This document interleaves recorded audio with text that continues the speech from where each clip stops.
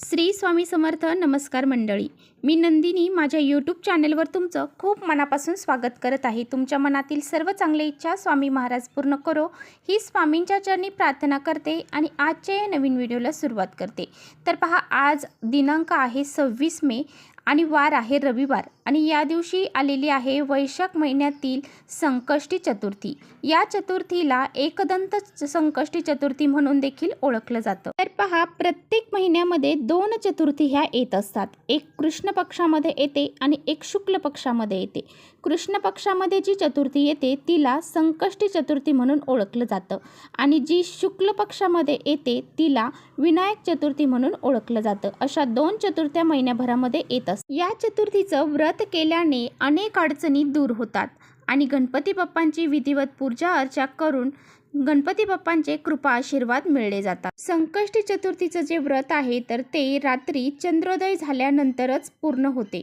चंद्रोदय झाल्यानंतर चंद्राला अर्घ्य द्यावा लागतो आणि चंद्राला ओवाळलं जातं आणि त्यानंतरच या चतुर्थीचं व्रत हे सोडलं जातं. तर पहा, या दिवशी आपल्याला गणपती बाप्पांची विधिवत पूजा अर्चा करायची आहे. त्यांच्या आवडतीच्या वस्तू त्यांना आपल्याला अर्पण करायच्या आहेत.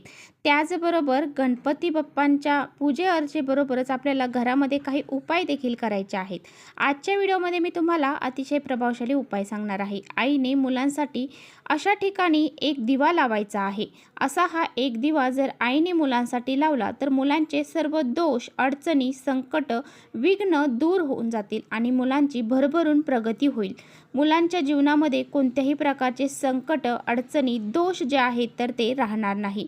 हा उपाय कसा करायचा आहे याबद्दलच आजच्या व्हिडिओमध्ये आपण सविस्तर जाणून घेणार आहोत. त्यामुळे व्हिडिओ कुठे स्किप न करता शेवटपर्यंत नक्की बघा, जेणेकरून तुमच्यापर्यंत योग्य ती माहिती पोहोचेल. आपल्या चॅनलवर जर तुम्ही नवीन असाल तर चॅनलला लगेच सबस्क्राईब करा आणि असेच माहितीपूर्ण व्हिडिओ पाहण्यासाठी बेल आयकॉनलाही प्रेस करा, म्हणजे मी जेव्हा नवीन व्हिडिओ अपलोड करेन त्याचं नोटिफिकेशन सर्वात अगोदर तुम्हाला भेटेल आणि तुम्ही एकही व्हिडिओ मिस करणार नाही.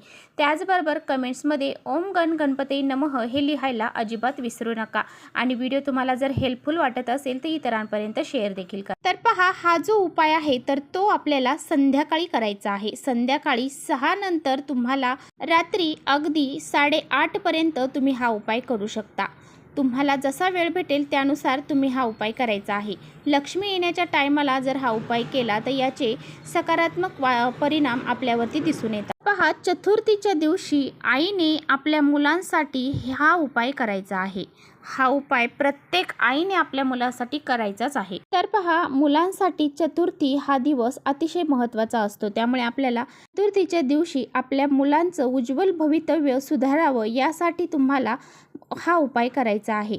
तर पहा, जो उपाय मी तुम्हाला सांगणार आहे तर तो अगदी लहानातील लहान मुलं असू द्या किंवा मोठ्यातील मोठे मुलं असू द्या, अगदी पदवी धारण केलेले आहेत, लग्न झालेले आहेत, तरीसुद्धा त्या मुलांसाठी तुम्ही हा उपाय करू शकता. मुलं मुली दोघांसाठी देखील हा उपाय तुम्ही करू शकता. लहान मुलं ही शाळेत जात नसतात, परंतु ते खूप चिडचिडेपणा करतात, हट्टीपणा करतात, आजारी पडतात, खाणं पिणं सोडतात. अशा वेळी मुलांसाठी देखील तुम्हाला असा हा उपाय करायचा आहे.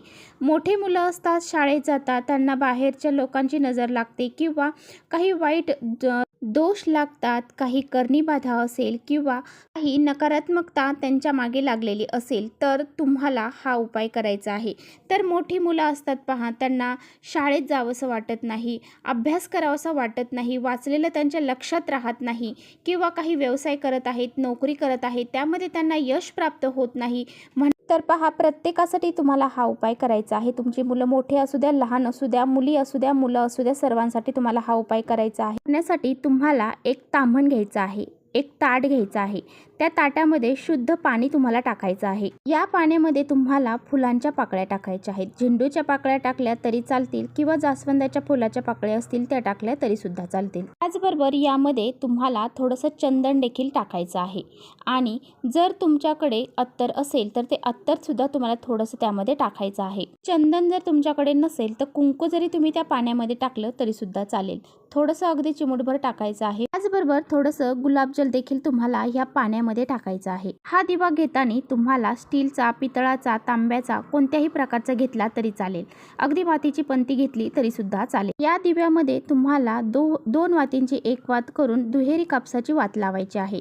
त्या दिव्यामध्ये तुम्हाला तेल घालायचं आहे, तुमच्याकडे जे बी तेल असेल ते तेल तुम्हाला घालायचं आहे। या दिव्यामध्ये तुम्हाला तूप घालायचं नाही, परंतु तुम्हाला तुमच्या देवघरामध्ये सुद्धा एक दिवा हा दिवा लावण्या अगोदर प्रज्वलित करायचा आहे। तुम्हाला तुमच्या देवघरामध्ये चौमुखी दिवा लावायचा आहे। चतुर्थी आहे, त्यामुळे तुम्हाला चौमुखी आणि तुपाचा दिवा तुमच्या देवघरामध्ये लावायचा आहे आणि त्यानंतरच हा जो दिवा तुम्हाला उपाय सांगितलेला आहे हा उपाय करायचा आहे। तर पहा, हा दिवा जो आहे तर तो तेलाचा लावायचा आहे। आपण जो मुलांसाठी दिवा लावणार आहोत तो तेलाचा लावायचा आहे। देवासाठी लावणारा दिवा तो आपल्याला चौमुखी आणि तुपाचा लावायचा आहे। तर तो दिवा एक वेगळा लावायचा आहे आणि हा जो मुलांसाठी लावायचा आहे हा तेलाचा 2 वातींची एक वात करून लावायचा आहे आणि हा दिवा तुम्हाला एका ताटामध्ये घ्यायचा आहे। त्या ताटामध्ये दिवा घेतल्यानंतर तुम्हाला त्यामध्ये थोडंसं कुंकवाची पेस्ट करून घ्यायची आहे। त्यानंतर थोड्याशा अक्षता देखील त्या ताटामध्ये घ्यायच्या आहेत। मुलांना आपल्यासमोर बसवायचं आहे, त्यांना हा गंध लावायचा आहे, त्यावरती त्या अक्षता लावायच्या आहेत आणि तुम्हाला त्या दिव्याने मुलांना ओवाळायचं आहे। आता मुलांना ओवाळून झाल्यानंतर तुम्हाला तो दिवा उचलायचा आहे आणि आपण ज्या ताम्हणामध्ये गुलाबाच्या पाकळ्या किंवा फुलांच्या पाकळ्या टाकलेल्या आहेत तर त्या त्यामध्ये तुम्हाला हा दिवा ठेवायचा आहे। ताम्हणामध्ये हा दिवा ठेवल्यानंतर तुम्हाला तिथेच बसून 3 वेळा गणपती अथर्वशीर्षाचं पठण करायचं आहे। शेवटी एकदा फलश्रुती देखील म्हणायची आहे। त्याचबरोबर तुम्हाला एक प्रभावी मंत्र सांगत आहे, तो तुम्हाला म्हणायचा आहे। मंत्र असा आहे, वक्रतुंडाय हूं वक्रतुंडाय हूं। हा जो मंत्र आहे तर याचं 108 वेळा तुम्हाला पठण करायचं आहे। मंत्र तुम्ही तुमच्या मुलांकडून सुद्धा पठण करून घेऊ शकता। मुलं लहान असतील तर आईने केला तरी सुद्धा चालेल। मंत्र अतिशय प्रभावशाली आहे।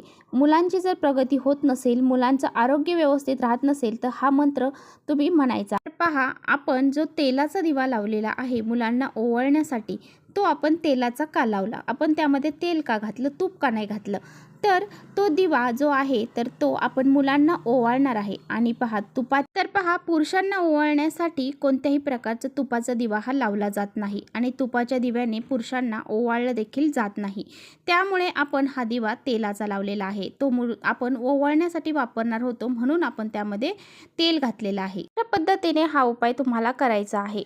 मुलांच्या प्रगतीसाठी, मुलांच्या इच्छा पूर्ण होण्यासाठी तुम्हाला हा उपाय करायचा आहे आणि तो दिवा हे असे 2 दिवे तुम्हाला तुमच्या देवघरामध्ये लावायचे आहे। तर चला, इथेच थांबवते माझा व्हिडिओ तुम्हाला थोडा जरी आवडला असेल तर नक्की लाईक करा। चॅनलवर नवीन असाल तर चॅनलला सबस्क्राईब करा। परत भेटूया अशा छानशा व्हिडिओ सोबत, तोपर्यंत श्री स्वामी समर्थ।